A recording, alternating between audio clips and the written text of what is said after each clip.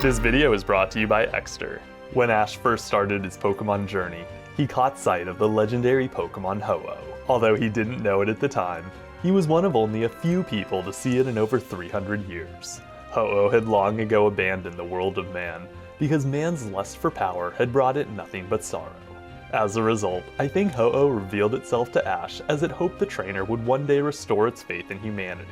To understand why Ho-Oh had lost faith in man in the first place, all we need to do is take a look at its tragic history. But before we do that, I want to give a shout out to our sponsor, Exter. Exter has some of the best wallets on the market. Their sleek, minimalist designs all combine luxury with convenience. They include quick card access thanks to their signature trigger mechanism, and also extra pockets for additional cards and cash. Altogether, the wallets store about 12 cards. Since the trigger staggers the cards, you won't even have to dig through anything. Additionally, you don't have to be worried about data theft, as each wallet offers RFID protection.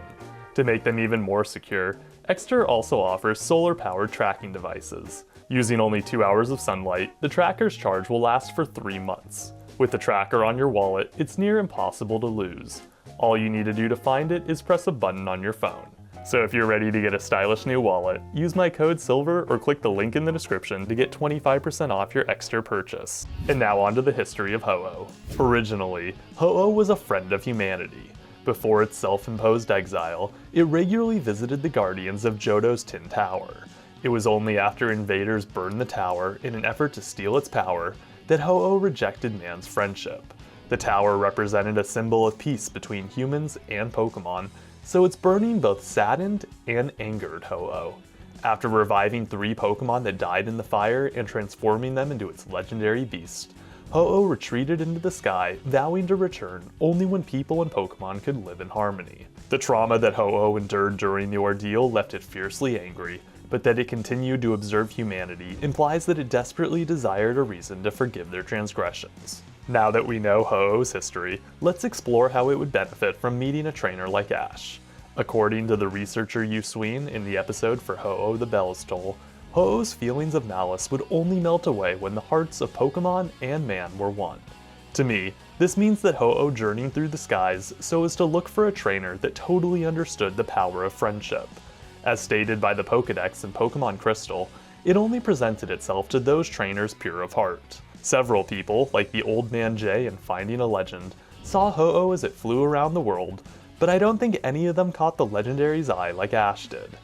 Ash's willingness to sacrifice himself for Pikachu in Pokemon I Choose You likely showed Ho-Oh that he valued his friendship with the electric mouse more than life itself.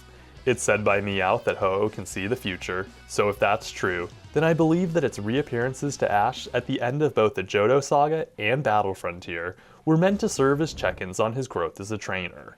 Each encounter was highly significant to his journey. Thanks to the one in the Johto Saga in the episode Gotta Catch You Later, Ash was inspired to follow Ho-Oh to Hoenn. In addition, seeing Ho-Oh and battling the enemy within inspired Ash to one day beat Frontier Brain Brandon. In that same episode, it was also revealed that Ho-Oh had once been sought by the ancient empire of Pokelantis. The empire's king desired its strength, as he wanted to use it to rule the world.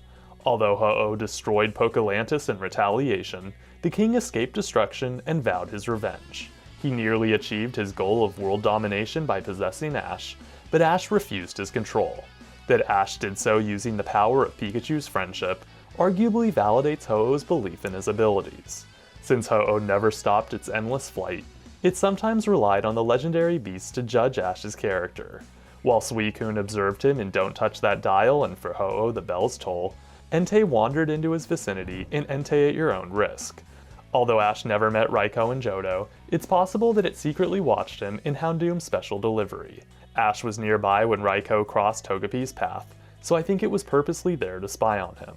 While Ho-Oh and its subordinates admired Ash, there's no question that it took him many episodes before he was able to shed away his insecurities and treat his Pokemon like true equals. Ho-Oh didn't appear in XY, but I firmly believe that Ash's bonding with Greninja is ultimately what confirmed that he's totally capable of restoring Ho-Oh's faith in humanity. To perfect the bond phenomenon, he and Greninja synchronized not only their thoughts and feelings, but also their hearts. Beyond that, the form was only possible thanks to Ash offering Greninja his complete trust. Since then, no matter what Pokemon Ash has used, he's always treated them with the utmost level of love and respect. Most recently, Ash came across Ho-Oh in the 136th episode of Pokemon Journeys. The encounter came only days after he beat Leon and won the Masters 8.